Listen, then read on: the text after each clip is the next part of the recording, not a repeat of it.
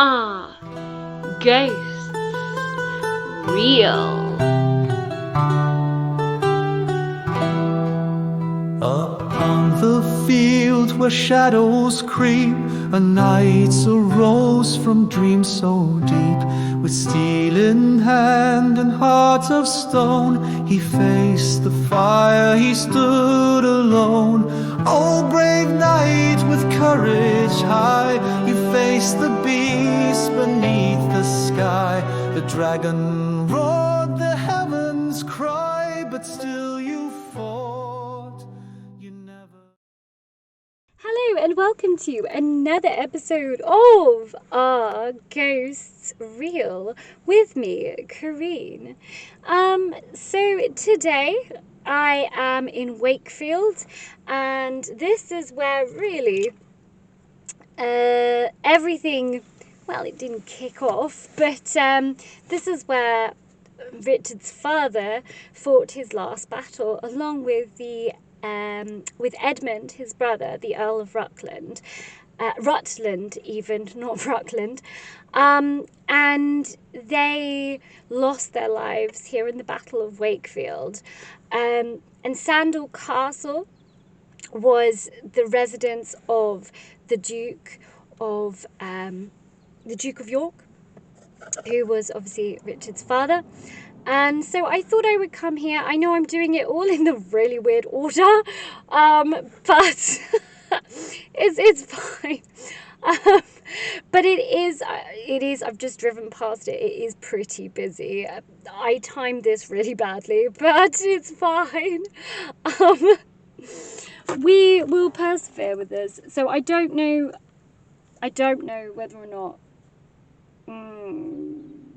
I'll be able to do as much as I want to do, but I'm certainly going to see if maybe Richard's father is here, because he died in the battle, and then as obviously his son, Earl of I want to say Rutland each time, and it's not. The Earl of Rutland. I don't know why I keep wanting to say Rutland.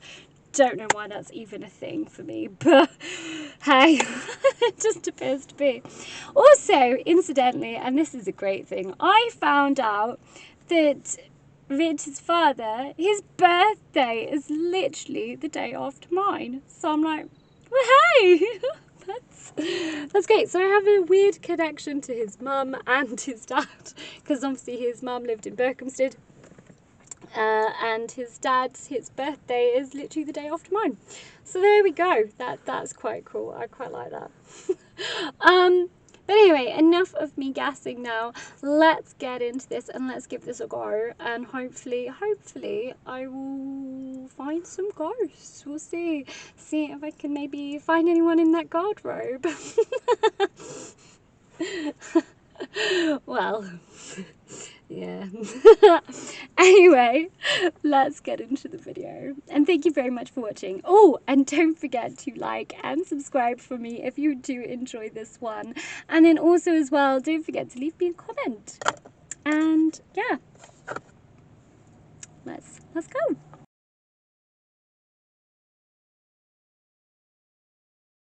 Oh, the grand old Duke of York, he had 10,000 men. He marched them up to the top of the hill, and he marched them down again. And when they were up, they were up, and when they were down, they were down. And when they were only halfway up, they were neither up nor down. Woo! So that famous nursery rhyme, the Grand Old Duke of York, is actually said to be based on Richard Duke of York and the Battle of Wakefield, to have been written to show the futility of war. However, it is worth noting that in history there are other Duke of Yorks, so we will never really know if it really is based upon him, but it is a really catchy nursery rhyme. Really, really catchy. So yeah, who knows? Who knows? But it's a great tune. So then, a really brief history of the Sandal Castle. Right. So the Dwayne family, or De Warrane family, held the castle until 1361, but then it went under royal ownership of Edward III.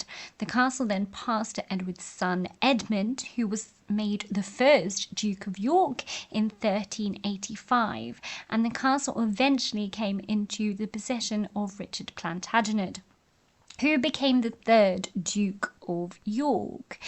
And so the Battle of Wakefield and the War of the Roses.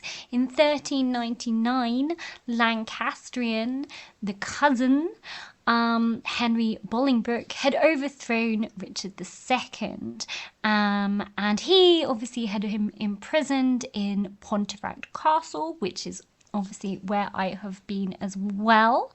And then he became Henry, the king. The crown then passed to his son Henry V, who was that famous one that Shakespeare did a whole thing about. But both were seen actually as pretty good kings, because unfortunately Richard II was not a very good king. However, the throne, when passed to Henry the sixth, his popularity dropped because he wasn't a great military commander, and he was responsible for actually quite a lot of defeats.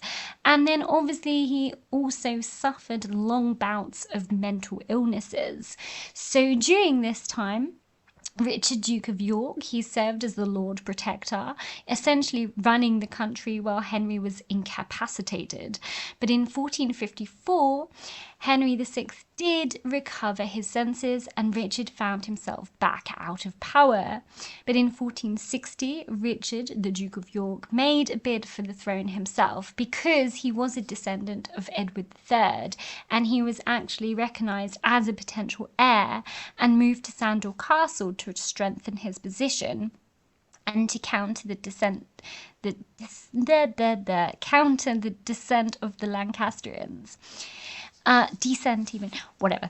Richard Neville, the Yorkist commander and the Earl of Warwick, captured Henry VI at the Battle of Northampton, but failed to gain enough support to put Richard on the throne.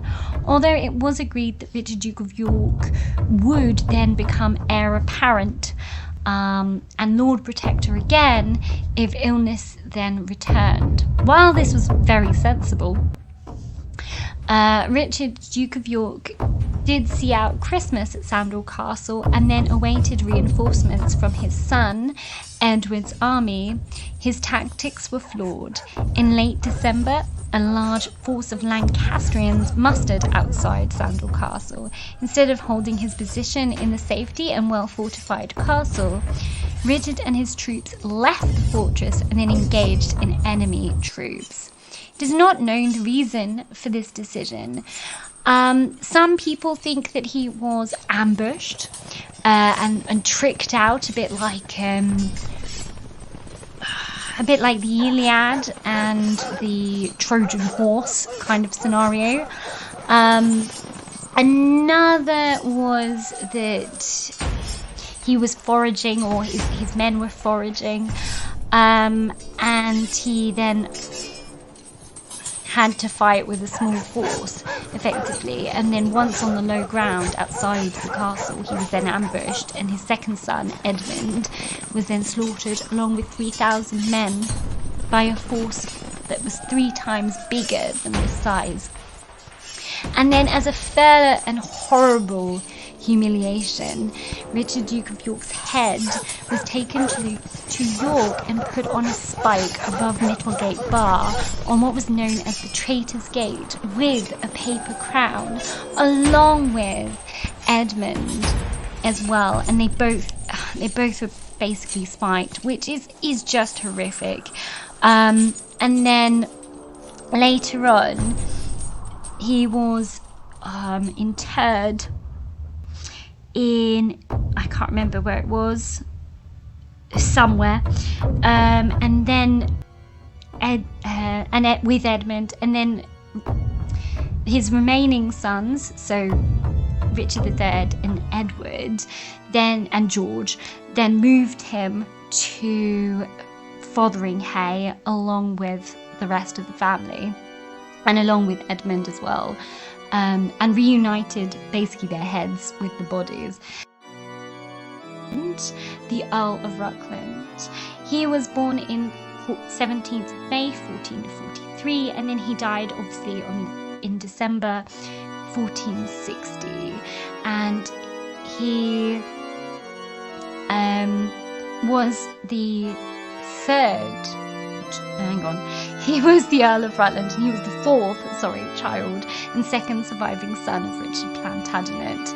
He was also the younger brother of Edward, Earl of March, who obviously became the future king, and his mother was Cecily Neville, Duchess of why am I having such a moment? Duchess of York, obviously. I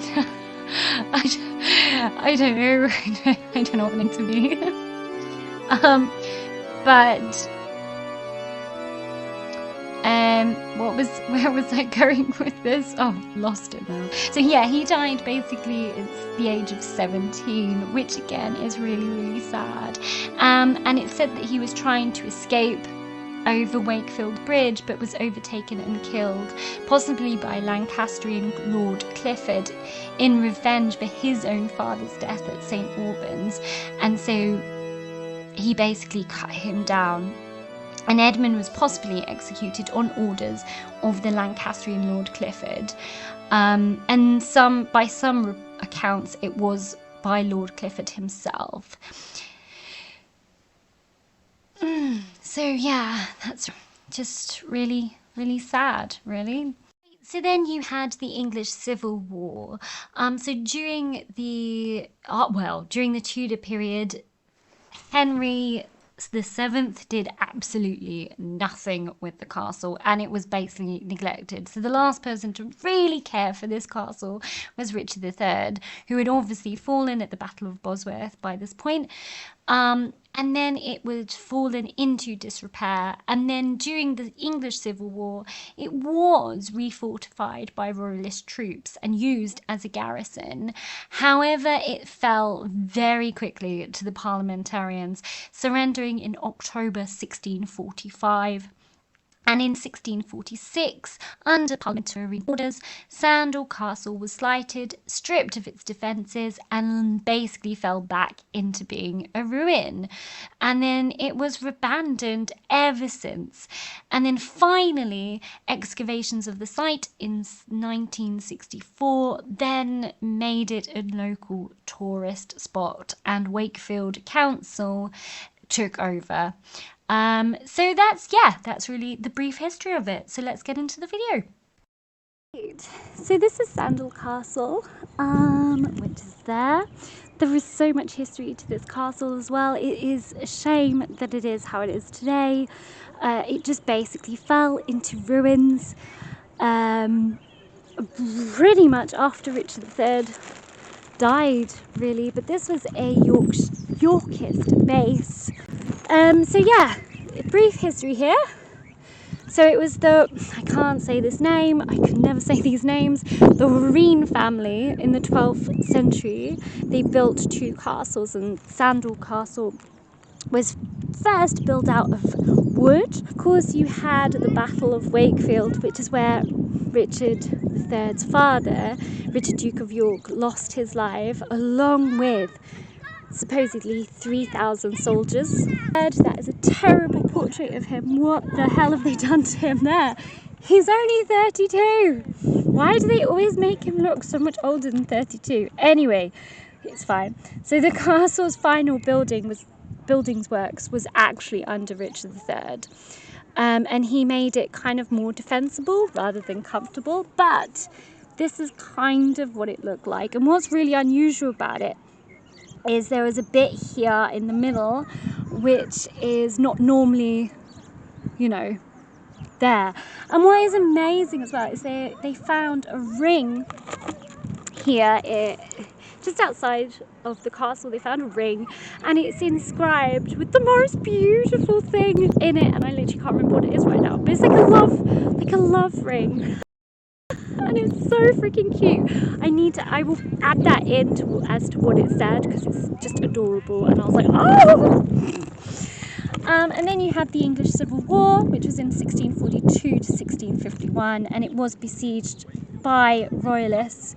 The only thing is, it was decayed by this point anyway, and then it fell due to heavy cannon fire. So here, down there would have been where the Battle of Wakefield actually took place, sort of near there, because it did actually happen outside of the castle, and people, like historians, wonder why, because obviously he's safe in a castle, but the castle was besieged by this point, so they were running out of supplies, and there was foraging that would happen, because obviously the Lancastrian army had come from Pontefract, which is not that far away, and lay siege to the castle.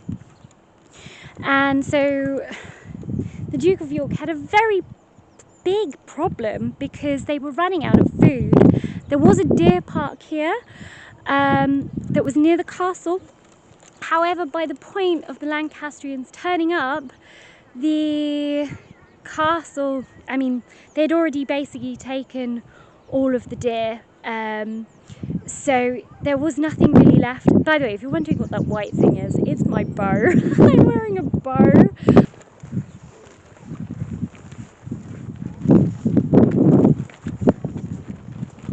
So I'm going over the moat up to the keep. So that is the keep up there. Oh, I think that's the well. I literally can't see down into that, but oh, wouldn't want to fall in there. So look at this view though, it's absolutely incredible. Hang on a second. Wait, where am I? I've only just come in. Wait, where am I? Oh no, my bad, hang on. No, the well tower is actually on the other side. This is the constable's lodgings. So this was in 1545. Henry VIII did a survey of the castle, and the constable's lodgings needed repairs for £100 in tilling, slating and plastering. So yeah, okay, that was actually the lodgings then of the people. Oh no, sorry, that's the lodging. I'm getting so confused. No, that's the lodgings over here.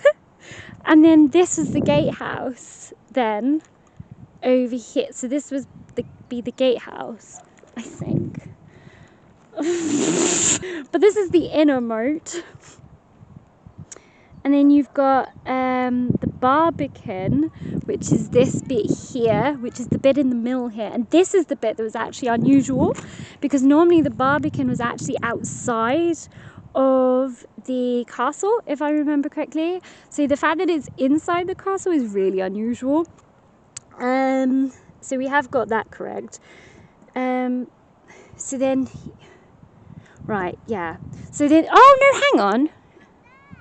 Oh, the guardrobe! I found the guardrobe, everybody. Right, well, let's go there first. So that would be, looking at the map, it's here, next to the Great Hall, in between the Great Hall and here. So I'm walking to the guardrobe, everybody. First port of call. Let's see if anyone is in the guardrobe. I'm here 2 seconds and I'm like, oh, guardrobe. So I think, is it over here? Is this it? This might have been it here. I think, potentially. I mean, there's a shaft that looks like it goes down. I'm guessing that's the guardrobe. I found the guardrobe.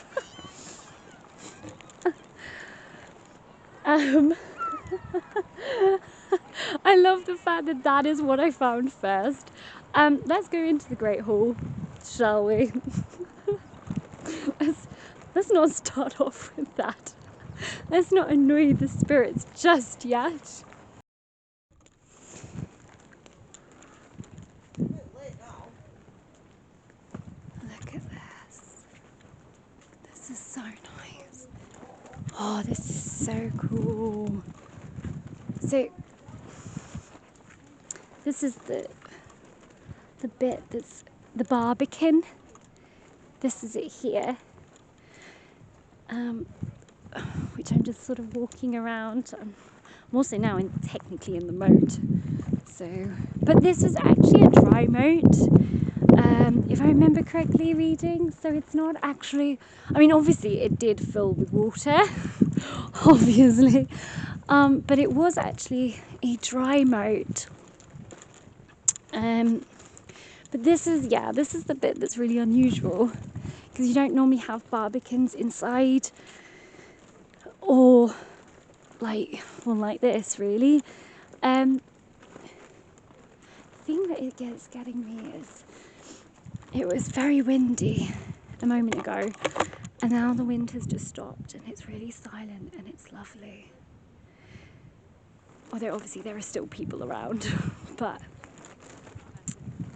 I can hear people.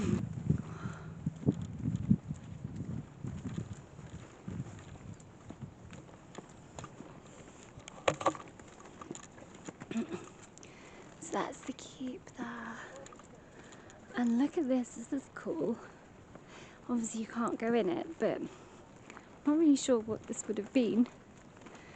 But there's like, is it another garderobe? That would have been something. Maybe it's, I don't know. Let me know in the comments what you think this is. In fact, let me get out my spirit box, see if the spirits will tell me what that is, because I'm genuinely curious to know what that is. So I bought ghost tube as well. There's my spirit box. Here we go. So, if there's any spirits here, my name is Corinne. I mean you absolutely no harm or any disrespect. Can someone tell me, what was this? What was in here?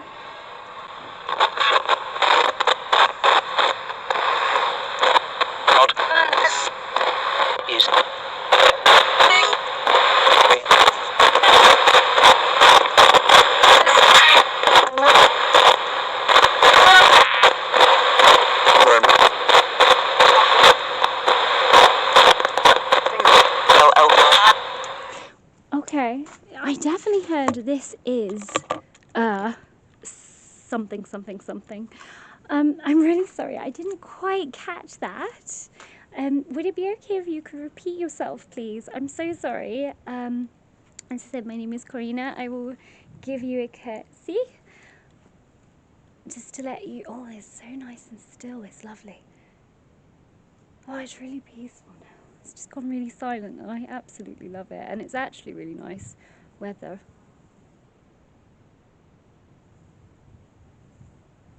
Oh, that's lovely. But yeah, I'm so sorry. Could you repeat what this room was for me? I'm so sorry. I'm hard of hearing.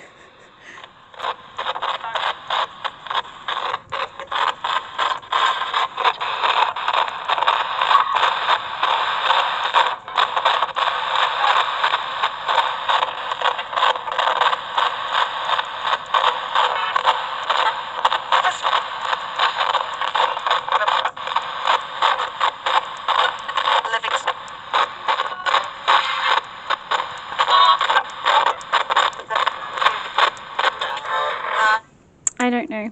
I still don't know what that said.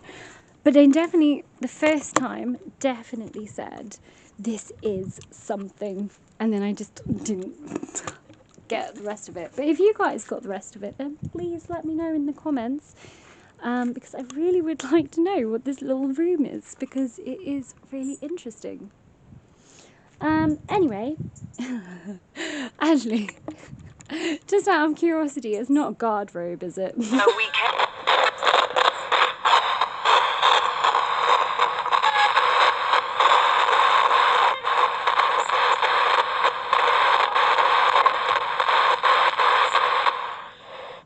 Oh, they didn't answer me.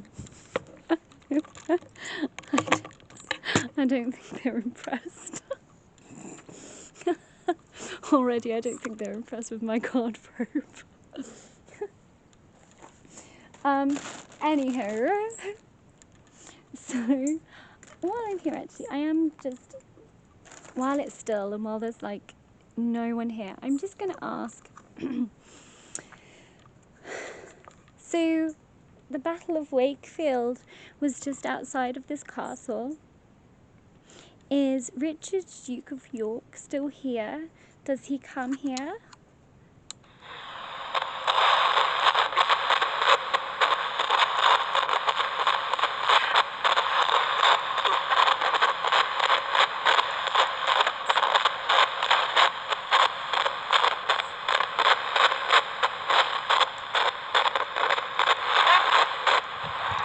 So, two of his sons actually became kings. Good. I think I just said good.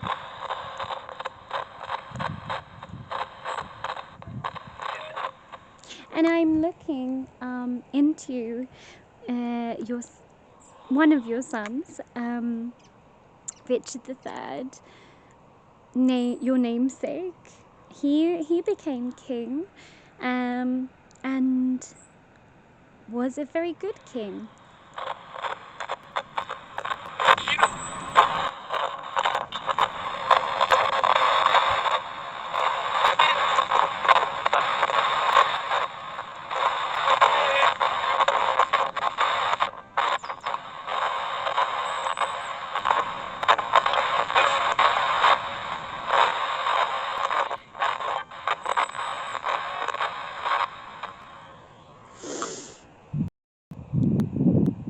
Is Edmund here?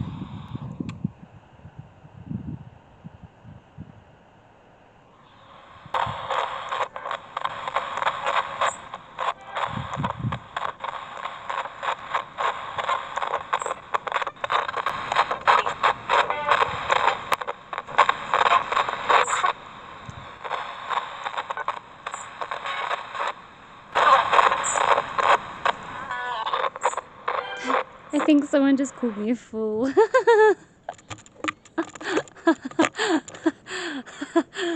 Well, that is, well, what can I say?